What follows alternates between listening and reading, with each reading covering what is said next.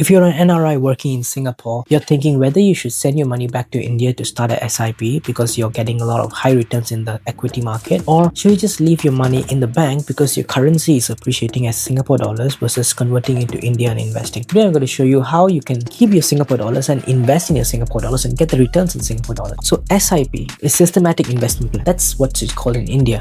In Singapore, we call it regular savings plan. It's the same thing, but different names. But why do people want to do a regular investment or systematic investment? And that's because of something called dollar cost averaging. It is a way to reduce your risk when it comes to timing the market. The thing is, if the market just keeps going up, it's better if you just put all your money into just one equity fund.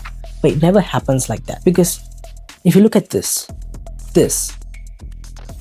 and this, markets are always going up and down. So let me give you an example. Imagine you had a market that started and ended at the same point. If you invested $8,000 at the start, at the end of this period, you end up with a roller coaster, a heart attack, and still the same $8,000. But instead, if you split this up into $1,000 each month, you keep buying same dollars worth of units every single month. But when the price of the stocks or the units go up, you buy a lesser number of units.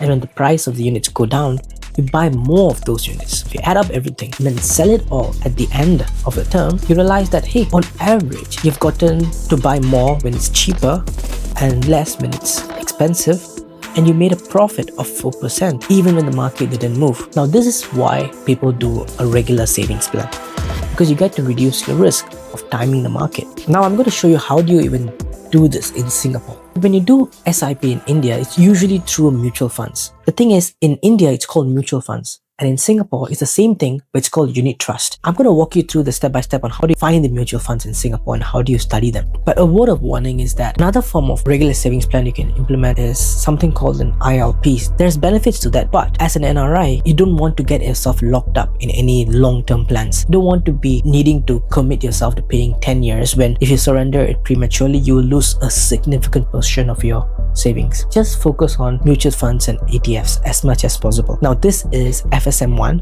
and here you can look into all the different unit trusts that's available in Singapore. You can just search it up. So when you search up a unit trust, for example this one, I can click into it, click on Fund Fact Sheet, and in this Fund Fact Sheet, there's a few different segments. You can look at the past track record of this fund, last 5 years, 3 years, 10 years, and when you go scroll down, you can even look at the top 10 holdings. You would want to study these different types of mutual funds. The beautiful thing about when you're in Singapore is that you get access to the global markets. You get to invest in the US, Europe, India, China, everywhere around the world. The job is for you to pick the right ones and create a portfolio rather than just picking the best performing funds. So what do you do after you construct this portfolio? To implement this, there's a lot of brokerage platforms here. I want you to pick the one that is most comfortable for you. There's IBKR, there is Tiger Broker, there's Mumu, there is FSM, there is iFast. There's so many different platforms. Choose the one that is the lowest fees for you, or the one you're more comfortable with. Almost every one of them gives you access to mutual funds. You can search up this name and you can literally just click buy. And the beautiful part is, just like how in India you can exit anytime, unit trusts are similarly you can exit within 3 to 5 days. Do share this video to your friends who want to invest in Singapore but don't know how to do it.